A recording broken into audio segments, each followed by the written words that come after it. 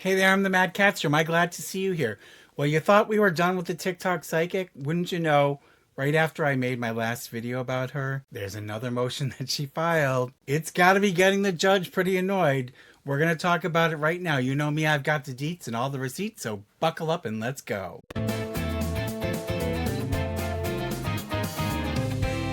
So I'm here. I've got a herd of cats around me tonight. I've got Mary sitting in front of me. You can't see her. She's cleaning her toenails. Antoinette's clinging to me like a baby monkey, and Sybil is sound asleep, curled up next to my side, and Squirt is on the floor, sitting in the bed there. So it's a full house tonight. But anyways, so yes, the TikTok psychic is not through. She's filed yet another motion with the court. Talk about beating a dead horse. That's what this is.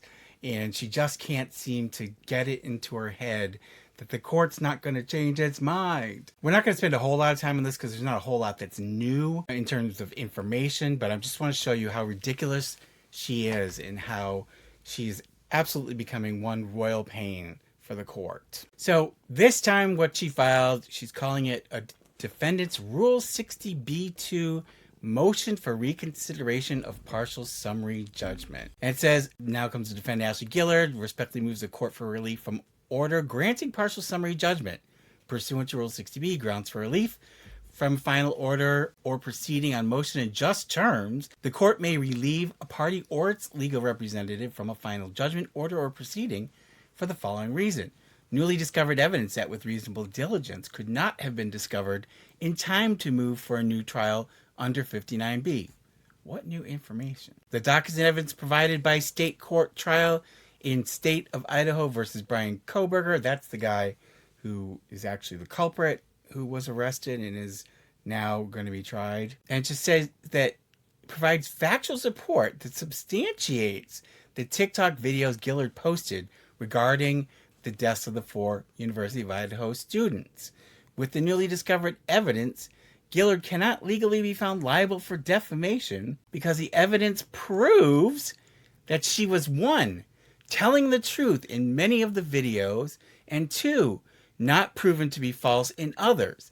Pursuant to the Supreme Court, truth is an absolute defense against defamation. I don't know what the heck she thinks is going to be brought up in that trial that's going to help her. It's certainly not going to involve the professor. Additionally, there are outstanding issues of material facts. Therefore, the court, bound by the parameters of the law, and glad she's lecturing the court on the law, is legally required to reconsider the order granting summary judgment and subsequently deny the plaintiff's motion for partial summary judgment and deny the plaintiff's motion to add punitive damages. The court wouldn't go back now and deny the motions it's already granted. So, I mean, this is problematic for many reasons, and you guys know that this is just more gamesmanship on her part. If you've ever wondered how scammers get your phone number, why your email inbox is always full of spam, this is why. There are companies called data brokers online that sell your data.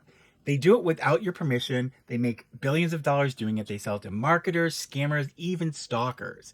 And while they're legally required to remove your information if you ask them, of course, they purposely make it difficult and complicated to get your information removed. That's why I recommend today's sponsor, Aura, to my friends and family, and I use it myself. They take care of the hard part, automatically removing your information from the data broker sites and keeping it off. I've been using Aura now for over a year, and I'm very happy with the service. Aura is basically all-in-one digital security, and while you may have some digital security protection, not having Aura is like locking the front door but leaving the back door open. You get alerts if your personal information is found on the dark web. You get real-time fraud alerts for credit and banking. They have 24/7 monitoring to keep your identity secure. They offer a secure VPN, antivirus, and a password manager. Can you believe that? All in one package. They also have US-based support around the clock, so if you ever need help, they're there to help you. If anything does happen, Aura offers $5 million in identity theft protection insurance, and they also have US fraud experts available 24/7 to help out. I love their app. You've got one app for all of these different levels of protection and all of these features in one place. It's awesome. I was so angry and annoyed when I searched my information when I first started using Aura and found all of these data broker sites that had all of my personal information that anybody could buy. And that's why I started using Aura, because they took care of getting all of that information removed for me. I didn't have to go through and figure out how to do each one and contact each site. They did it automatically for me. And you can try Aura free for 14 days by using my link, aura.com/MadCatster. This is the link here. It's also going to be in the description.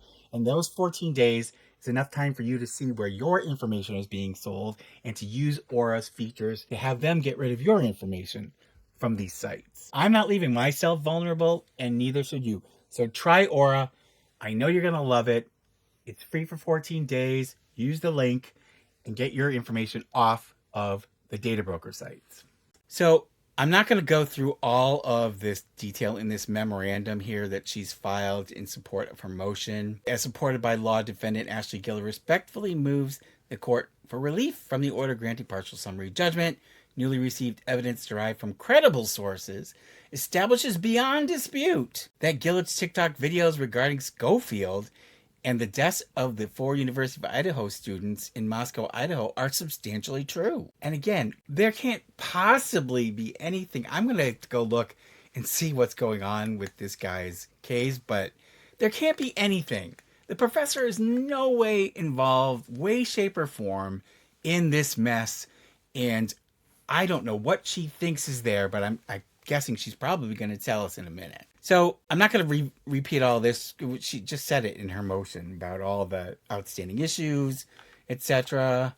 So let's move on. I'm not going to go through all the background because you guys know the whole story about the students and how she's wrongly implicated this professor who's, I'm sure, sick and tired of the publicity that she never asked for, didn't deserve, because it's beyond doubt that she was not involved in any way. She didn't even know these kids. So anyways, let's just cover what she thinks is this new information. And she says that on June 6, 2024, the court granted the plaintiff's amended motion for partial summary judgment and the plaintiff's motion for leave to amend the complaint to add punitive damages. And the court has given all of its reasoning and all of the other decisions about why it did so. There's nothing that's going to change that. On June 13, 2024, the defendant rescinded the consent to proceed before a magistrate. And in my last video, we talked about the court ruled that it was too late. You can't give your consent and then you don't like the outcome of what's going on, and so you're going to revoke your consent. That's not how it works. You don't get a do-over because you don't like what happened. And we know all of this, so I'm going to skip this part. So the legal standard, we don't have to go through. We've talked about this in several of her motions. Let's just go over the argument. Now, this is where she's going to say what she believes this incredible new evidence is that's going to exonerate her. Argument A. Newly discovered evidence supports that Gillard's videos are the absolute and substantial truth. On December 9th, 2022, Gillard posted a video that the surviving roommates of the homicides were afraid the night of the murders and decided to take refuge together so they won't be alone. Gillard also stated the roommates adapted to the circumstances to the best of their ability instead of trying to change the circumstances. What the heck does that mean? They waited together until they came to rescue them, let out of difficulty, and kept them safe. On February 24th, the state of Idaho filed a motion to admit the text messages of these survivors regarding their conversations with each other. On November 13, 2022, the motion included an excerpt from one of their iPhones.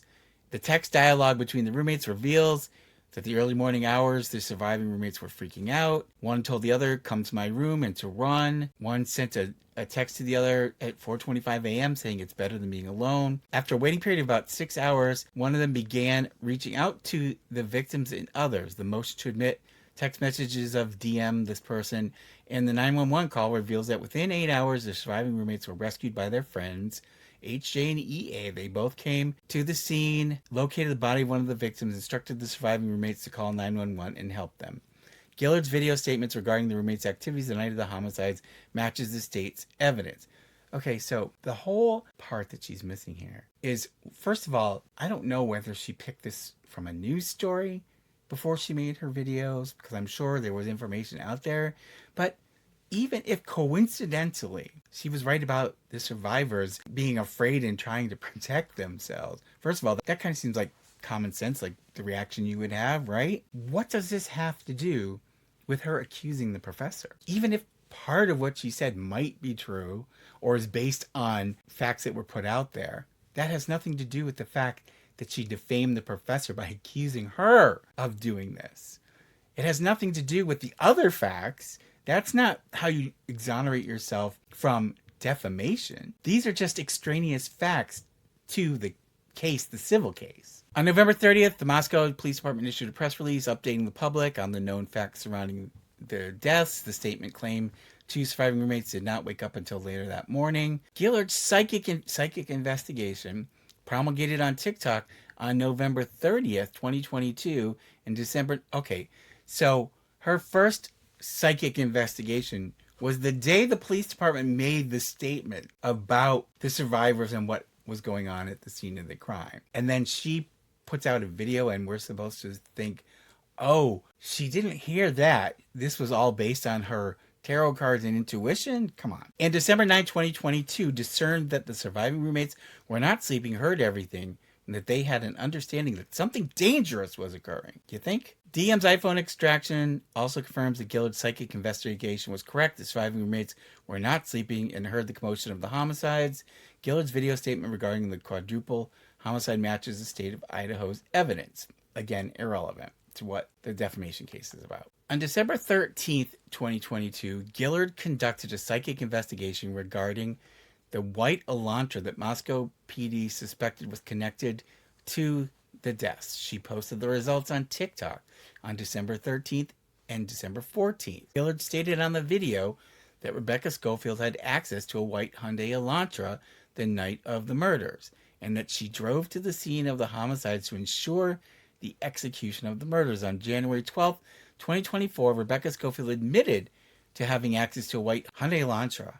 I wonder how many of those there are in the world. Maybe if she had given a license plate number, that maybe would have been a little more convincing. But white Hyundai Elantra, I must see a dozen of those every day when I'm commuting for court. The state's Exhibit A alleges evidence that a white Elantra was seen near the area of the homicide several times. On February 24, 2025, Brian Koberger's attorney filed a motion regarding the make and model of the suspect's vehicle. So this is the suspect's vehicle. Now, if it's registered to him, that's going to be totally flying in the face of what she's trying to allege here. The motion introduces the possibility of 2 separate white Elantra. Gillard's video regarding the white Elantra connection to the quadruple homicides matches the evidence presented. Gillard's video stating Schofield had access to a white Elantra the night of the quadruple homicides is accurate. Schofield admitted to having access to a white Elantra the night of the quadruple homicides. Now, what's really interesting, I don't know if that's true. I haven't heard that. She doesn't cite to anything. So what, we're supposed to take her word that she said this? What is she citing to? She needs to put a citation in a quote here. You can't just say she admitted to it. When, how, what did she say? What was the context of that conversation? On November 25th, 2022, Gillard posted a TikTok stating that the dog Murphy was around but separated from the victims and that the dog was fed to keep quiet. On December 29, 2022, acting peace officer within the county of Lada, state of Idaho, filed a sworn statement. The statement reveals that police body cam footage shows the dog Murphy was around but separate from the victims.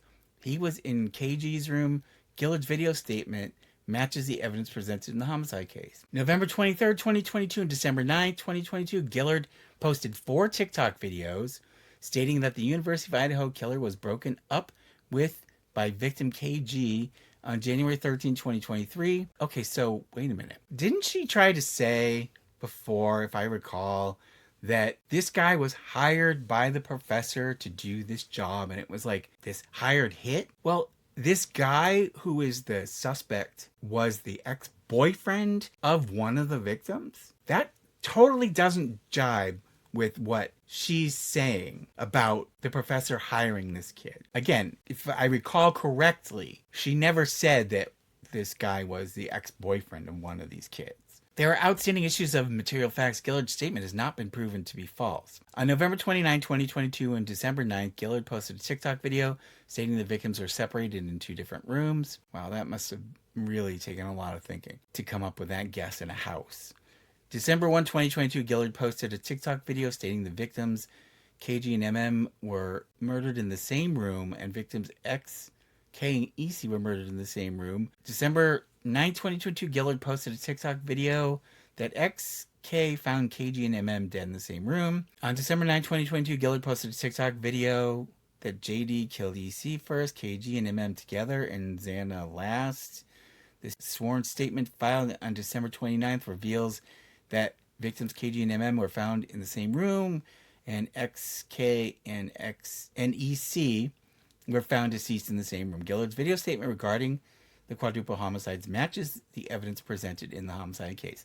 Again, I don't know what she heard before she made those videos in terms of what was put out there. I haven't really reviewed the police statement because it hasn't really been relevant to the civil case. I may take a look at that. On December 2nd, 2022, Gillard posted a TikTok video stating that law enforcement would announce JD as a suspect or make an arrest regarding the murder of the 4 students within 2 to 4 weeks. Okay, I don't believe she named him. She may have said that she thought they would arrest someone within 2 to 4 weeks, which was, clearly a guess, but a suspect was arrested on December 30th in exactly 4 weeks. Okay, again, what does that have to do with the defamation? The state's evidence corroborates several of Gillard's TikTok videos regarding the homicides. Gillard's claircognizant abilities, tarot and oracle card readings, and psychic investigation skills have proven to be accurate, reliable, and plausible. Newly unsealed evidence that Gillard's videos have not proven to be false. Okay. Oh, so she means the newly evidence supports her videos? November 23rd, 2022, Gillard posted a few TikTok videos that there were 2 killers. 2 killers? Where the freak is this coming from? In the University of Idaho murders.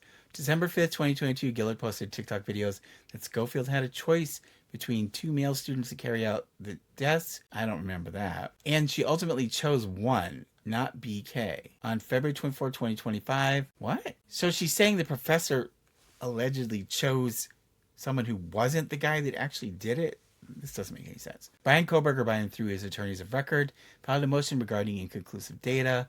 The motion revealed the existence of DNA evidence of 3 different people on victim MM's left fingernail that is exculpatory to BK. Well, it muddies the waters. I don't know that it's exculpatory. Let's see what she says. The Latta County coroner confirmed the existence of defensive wounds on the victim. Oh, God. Of course.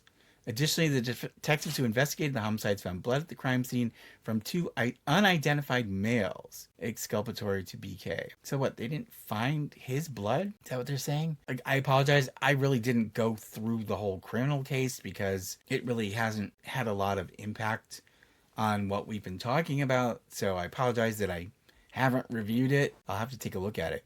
Gillard's theory regarding the killer of the homicides is still plausible and has not been proven to be false. The state of Idaho has not revealed that they intend to identify who the unidentified DNA belongs to. Now, this doesn't really matter. It could be Joe Schmo that they discover the DNA belongs to, unless you have a direct link to the professor. All of this is just nonsense. And the police I shouldn't say cleared. The police stated that the professor was not a suspect, that she had nothing to do with this. And the university did an investigation and discovered that the professor had no connection to any of the victims. On January 2nd, 2023, Gillard posted TikTok videos that Kohberger was called to the scene of the crime by Rebecca Schofield, but ultimately left without committing the murders. What? Oh, so now she's trying to say that he didn't really do it and she was right about somebody else doing it? But she's just saying that the professor called him to the scene. I don't get this. On November 13th, DM testified she saw a masked man with bushy eyebrows walking towards the back door and that he walked past her but did not harm her. DM text thread also reveals a text message to BF sent between 4:22 and 24 a.m. that she saw a masked man. This text was seemingly sent before DM left her room to take refuge with BF. The state of Idaho contends that BK, the suspect, left the scene of the crime at 4:20. Gillard's theory that BK came inside the home but did not commit the homicides is still plausible and is not proven to be false. Again, you have to find direct evidence implicating the professor. You can't, even if by some miracle, she saw all of these facts that she's restating here in her visions. That doesn't link this to the professor. On December 9, 2022, Gillard posted a TikTok video that XK was crying because Ethan was injured. On December 9th, Gillard posted a few TikTok videos that DM saw victim XK alive the night of the murders, promised to get help but chose to hide with BF to protect herself instead of seeking help. DM text message reveal she stopped texting with BF at around 4:25, likely leaving her room to hide with BF. DM made a statement to law enforcement that she heard XK crying and a male voice say something to the effect of, "It's okay, I'm going to help you." Gillard's TikTok videos regarding XK point of view the night of the homicides is supported by evidence have not proven to be false. On January 2nd, 2023, Gillard posted a TikTok video stating, after Kohberger left the scene of the crime without killing anyone, the killer and RS considered Kohberger to be a problem to deal with later because he was a witness to their plot. On January 2nd, 2023, Gillard posted a video that Kohberger was being framed for the homicide. On March 10th, 2025, the state of Idaho revealed that the state intends to introduce evidence or testimony that law enforcement received a tip without mention of the source or substance of the tip, and that law enforcement then followed up and identified the defendant, Brian Kohberger. So I guess he called in a tip, maybe out of guilt, I don't know. On March 10th, 2025, the state of Idaho filed a motion. On page 13 of that motion, the state infers that based on the defense's expert disclosures that the defense plans to argue that Kohberger is being framed and that the knife sheath itself could have been planted by the real perpetrator. Okay, well, that's just a theory of the defense. That doesn't mean that that's true. Gillard's TikTok videos regarding the framing of BK has not proven to be false. On December 13th, Gillard posted a video that Schofield does not have a valid case for defamation against her because she did not have convincing or substantial evidence that she did not kill the 4 students. Okay, and the court pointed out to her, it's not up to the professor to prove she didn't do it. It's up to Ashley Gillard to prove that what she said was true. So she's got that ass backwards. Gillard stated they needed a different murderer, a thorough investigation of Schofield's connection to the murders by Moscow PD or the FBI, a statement for the MPD or the FBI that Schofield isn't the killer, and proof that what Gillard is saying is false. On December 2022, an anonymous person gave the FBI a tip accusing Kohberger of the homicides. On December 19th, the FBI gave Brett Payne of Moscow PD Kohberger's name as a potential suspect. On December 21, 2022, Schofield filed the civil complaint against Gillard. On December 27th, MPD issued a statement. At this time in the investigation, detectives do not believe the female associate professor and chair of the history department at the University of Idaho suing a TikToker for defamation is involved in this crime. Brian Kohberger was arrested on December 30, 2022. Based on the timing of Gillard's TikTok videos regarding Schofield's connection to the homicides, to include the fact that she had access to a white Elantra the night of the murders, the timing of the civil complaint, the timing of the anonymous tip connecting BK to the crimes, there's a possible connection between Schofield and the person who gave the anonymous tip leading to the arrest of Brian Kohberger. But here's the thing. She's got to prove that. She can't just say, well, it's possible. Maybe it'll come out that that happened. Because as of this time, there's no evidence connecting the professor to this in any way other than the fanciful delusions of this person. State of Idaho versus Kohberger is ongoing. Nearly all the evidence is hidden, sealed, or not made available to the public. Yes, but just because the evidence is sealed, if they thought the professor was involved as a suspect, A, they would have said she's a suspect, probably, or they would have arrested her. They wouldn't come out and say she's not a suspect if they've reviewed the evidence and she's implicated. So this is nothing. Defendant Ashley Gillard does not have access to the state's discovery. However, is more, of course she doesn't, because it's a freaking criminal case. This is a civil case. However, as more information is disseminated and made available to the public, Gillard's video statements regarding the homicide align with the evidence. Coincidentally, in some aspects, maybe. Schofield has admitted that Gillard is correct. Schofield did have access to it. Okay, the fact that she had access to a white Elantra doesn't mean anything. There are a million of them out there. And just because coincidentally it's the same make and model of car, there would have to be something else to lead the police to believe that this was the professor's car. And I'm guessing they must have figured out whose car it is by now. And it's most likely they've decided it's not the professor's. Otherwise, again, she would be a suspect and probably be arrested. However, Schofield did have access to white Elantra the night of the homicides nearly identical, it would have to be identical, to the white Elantra MPD the murder suspect drove. But again, they must have been able to figure out what car he was driving. Gillard's absolute defense of truth against the plaintiff's defamation claims are plausible. Until the evidence regarding the homicide is made available to the public, there are issues of material fact in this case. Pursuant to the state of Idaho and the quadruple homicide case, discovery has been complicated, dynamic, and constantly evolving as new information comes to light. The state believes it serves the interests of the parties and the court for there to be reasonable flexibility to facilitate the development and exchange of relevant information to assist the trial jury. Due to the connection of the civil case of Schofield v. Gillard and the criminal case of the state of Idaho v. Brian Koberger, the same sentiment applies. It is too early for the court to rule on a summary judgment due to the complexity of the case. It is in the best interest of justice, the party, and the court that for there to be reasonable flexibility to allow for the development and exchange of relevant information and evidence to assist the trial jury.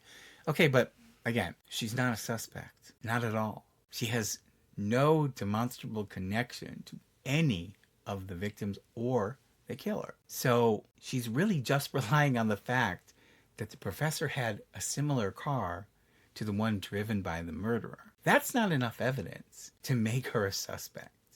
Because, like I said, they must know what vehicle he was driving. Otherwise, they would have investigated further. Conclusion of prayer for relief, the court has erroneously placed the burden of proof to prove Schofield caused the murder on the defendant. No, that's the way it works. You have to prove that what you said is true. She doesn't have to prove that what you said is false. That's the way it works in a defamation trial. However, the evidence regarding the 4 homicides is controlled by the state, is largely sealed and redacted. Hence, there are issues of material fact of the case. As evidence regarding the events that took place the night of the murders is made public, Gillard's TikTok videos are consistently proving to be the absolute truth and substantially true. Okay, they're either the absolute truth or they're substantially true. They can't be both. Beyond the parameters of a coincidence. Therefore, if it is Gillard's burden to prove that Schofield was involved, it is reasonable for the court to wait until after the evidence is made available to the public before any judge or jury can make any decisions on the merits of the case. Gillard's consistent accuracy proves that her videos were not published with malice. Additionally, because evidence supports the accuracy of her claircognizant abilities, she is reasonable to believe that she's capable of getting the truth of the matter. I guess better than the police. Plaintiff Rebecca Schofield has made several false statements about Ashley Gillard has not made false statements knowing they are false. Well, if she doesn't know the evidence, and she doesn't know the facts, then she is making statements that she can't possibly know are true because she doesn't have the evidence to back it up. In fact, many of Gillard's statements are backed by evidence and absolutely true. So again, are they substantially true or absolutely true? Additionally, Schofield is not provided by the preponderance of the evidence that Gillard defamed her. It is in the best interest of justice that the order granting partial summary judgment is completely reversed. Defendant Ashley Gillard moves the court to deny the plaintiff's motion for partial summary judgment and deny the plaintiff's motion for leave to amend the complaint to add punitive damages. This is so crazy. You know, it's like she's grasping at straws here. Again, they've reviewed the evidence. It's not like there's more evidence coming from the crime scene. You know, this has been a while now. It's been, what, over 2 years. So it's been several years now. Any evidence that they needed to gather, I'm sure they've gotten. I can't believe that some Perry Mason moment is going to happen now where it's going to be revealed that the professor is involved. There are no connections at all. There have none that have been found. It's been stated by the police that she's not involved.